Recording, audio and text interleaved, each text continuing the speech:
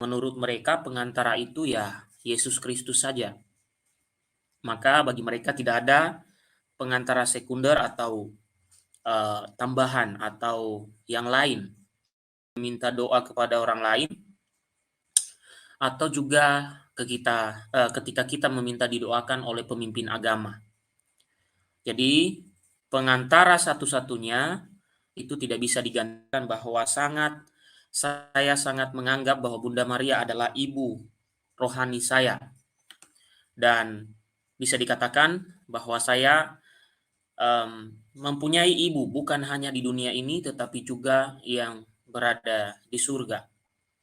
Oleh sebab itu, banyak hal yang terkait tentang Bunda Maria yang dipertanyakan oleh begitu banyak orang itu menjadi pemikiran bagi saya untuk selalu memberikan tanggapan, memberikan jawaban.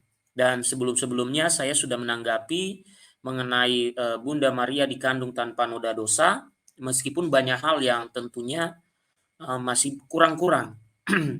Itulah gunanya di YouTube ini kita banyak channel-channel Katolik yang memberi pengajaran, bukan untuk memamerkan diri atau untuk mencari popularitas, tetapi setidak-tidaknya kita berbagi apa yang kita miliki.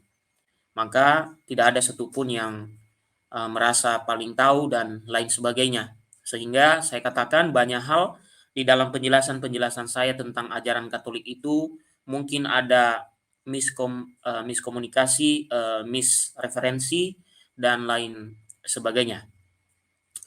Nah, malam hari ini kita akan melihat sepotong video di mana di dalam video itu nanti dipertanyakan soal pengantaraan Bunda Maria sebagai pengantaraan segala rahmat, yang tentunya bagi kita orang Katolik mungkin biasa-biasa saja.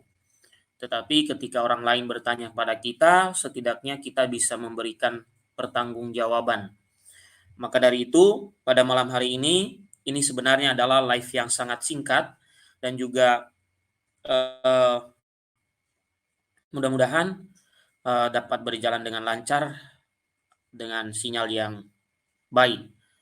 Nah, mudah-mudahan juga Bapak Ibu yang berada di sekitar Jabodetabek, karena hari ini tadi terjadi gempa, mudah-mudahan tidak ada susulan, jadi kita semua dalam keadaan sehat walafiat.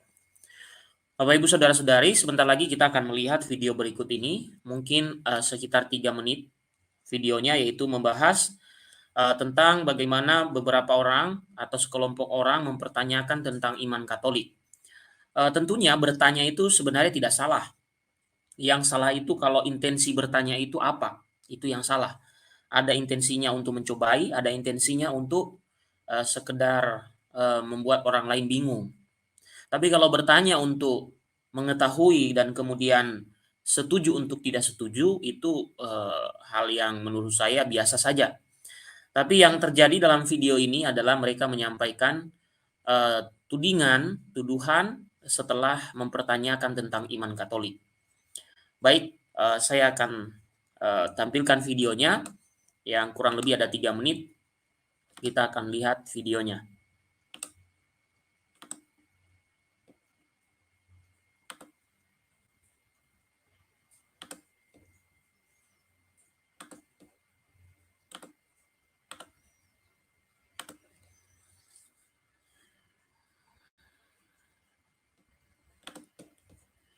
Ya, oke Bapak Ibu, kita dengarkan video dari channel Khotbah Baik yang di dalamnya ada terjemahan-terjemahan ini yang menyampaikan dan mempertanyakan tentang iman Katolik. Is the mediator of all grace. This is the Baltimore Catechism, a basic teaching unit in the Catholic Church, one that I learned from and we taught from in seminary. The picture shows Christ on the cross as head of the church, and from his side is flowing blood. This blood is flowing to the primary sacrament called the Eucharist. And from the Eucharist is dispensed forgiveness of sin, the reception of Jesus Christ personally into the lives of Roman Catholic people and such. And then from that sacrament is the blood is continuing to the flow through the hands of Mary. Mary is a dispenser, the final dispenser of all grace in Roman Catholicism. And we have 7 sacraments depicted. These each themselves are said to dispense grace to the people. This picture really grieves me. The people would have to go through the church and through Mary to receive the grace that Christ earned on Calvary is so contrary to biblical doctrine, and it's just wrong. The church here is making the grace of Christ less accessible, not more accessible to people. Christ is the one mediator between God and man. So here we have an example of someone in Scripture, Mary, who is a very beautiful person and a model of Christian life, as in her faith walk with the Lord, and it gets distorted off into a tradition, a definition, a dogmatic definition that contradicts Scripture. Oke, baik Bapak Ibu, saya stop sampai di situ karena topik selanjutnya adalah tentang keselamatan dalam Katolik. Bapak Ibu bisa memperhatikan tadi apa yang mereka sampaikan, itu penuh dengan tuduhan dan framingsasi ya. Jadi mereka berusaha memframing, menyampaikan seperti ada kata-kata tadi ya, seolah-olah rahmat Kristus itu tidak bisa diakses. Oke, dibatasi, itu kira-kira ya. Kemudian dikatakan seolah-olah ajaran pengantara rahmat ini itu bertentangan dengan yang diajarkan dalam 1 Timotius. Tadi seorang perempuan tadi dia mengutip ya 1 Timotius yang kurang lebih mengatakan bahwa pengantara antara manusia dan Allah itu hanya satu-satunya adalah Yesus. Ya. Nah, bahkan dia mengatakan bahwa dia sangat sedih ya melihat situasi seperti itu ya. Lalu di sini tadi ada bagian pembahasan tentang sakramen. Tetapi saya kira itu kita abaikan. Nanti di pertemuan selanjutnya kita akan bahas soal itu. Sekarang kita bahas tentang bagaimana Gereja Katolik memandang ajaran tentang Bunda Maria pengantara segala rahmat. Ya. Sebelum saya masuk kepada jawaban yang saya kutip beberapa ajaran Katolik, salah satunya yang dijawab oleh Romo Petrus Maria Handoko yang dimuat di dalam majalah Hidup. Itu nanti saya kutip salah satunya. Kemudian ada beberapa tulisan lain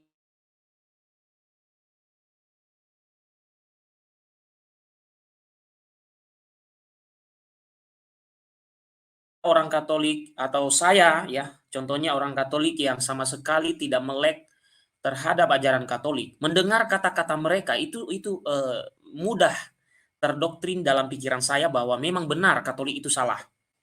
Karena apa? Mereka mempertentangkan ayat kitab suci tadi tentang pengantaraan antara Allah dan manusia. Tapi mereka mengabaikan makna yang dimaksud oleh Katolik di situ. Jadi di luar sana Bapak Ibu, itu tadi kan video luar negeri, tapi di Indonesia juga ada semacam itu. Ya, di lain waktu saya akan menampilkan itu. Sebelum selesai pemaparan nanti Bapak Ibu, saya belum mengangkat ke atas saya yang bergabung ya, mohon maaf. Setelah selesai nanti baru saya akan angkat supaya selesai materinya terlebih dahulu. Baik, terima kasih atas antusiasnya saudara-saudariku ya. Nah, bisa kita lihat ya Bapak Ibu, bagaimana kelompok di luar Katolik itu ya, bagaimana cara-cara mereka memelintir ajaran Katolik ketika mereka menyampaikan di hadapan umum. Dan Bapak Ibu sudah melihat video-video yang saya buat ketika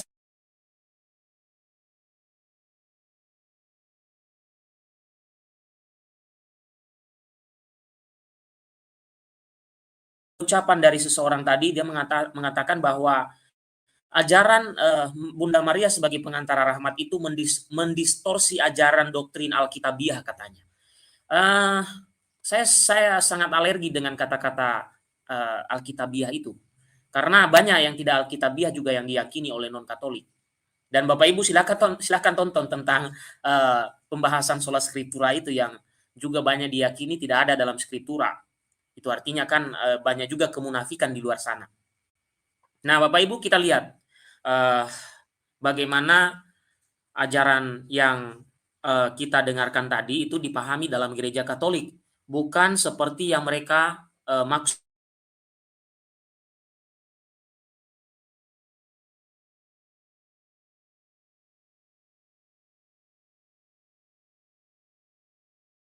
Tentang pertanyaan terkait tentang Maria pengantara segala rahmat. Mudah-mudahan di Bapak Ibu kelihatan ya. Saudaraku Lens, nanti saya angkat ya setelah selesai pemaparan. Tidak begitu panjang juga materinya, karena bentuknya lebih ke klarifikasi terhadap tuduhan mereka.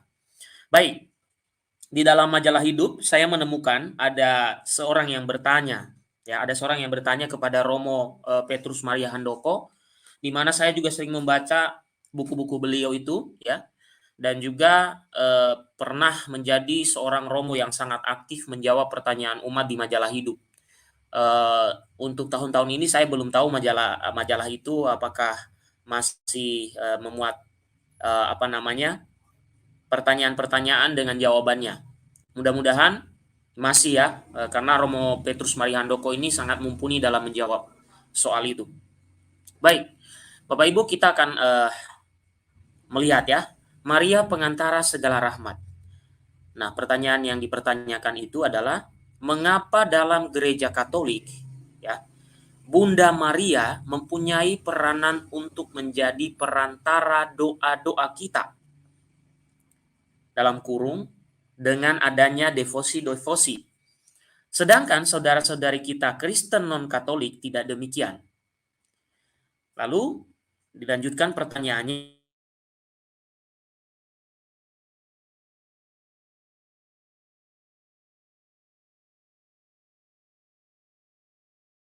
Bunda Maria disebut pengantara segala rahmat? Nah, saya kira ini jawabannya tepat sekali untuk pertanyaan video tadi. Dan tepat sekali untuk meluruskan omongan dalam video tadi. Ini adalah pertanyaan ini mewakili pertanyaan orang-orang dalam video tadi. Nah, sekarang kita lihat penjelasan dari Romo Petrus Maria Handoko CM yang menulis di dalam majalah Hidup. Di sini Romo menjelaskan ya, dia mengatakan demikian. Ada beberapa poin yang dia beritahu dan sangat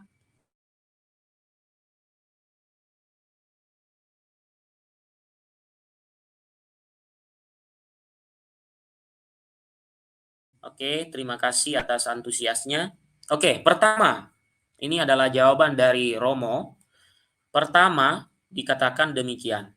Memang benar, Yesus Kristus adalah satu-satunya pengantara kita antara manusia dan Allah.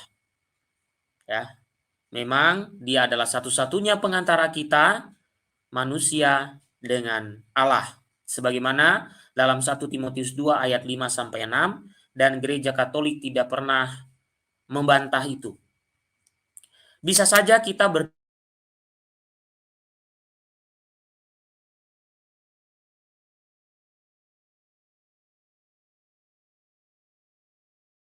sendiri orang-orang Katolik tahu bahwa ada perbedaan antara ketika kita meminta didoakan atau devosi dengan latria atau dengan hiperdulia dan juga latria.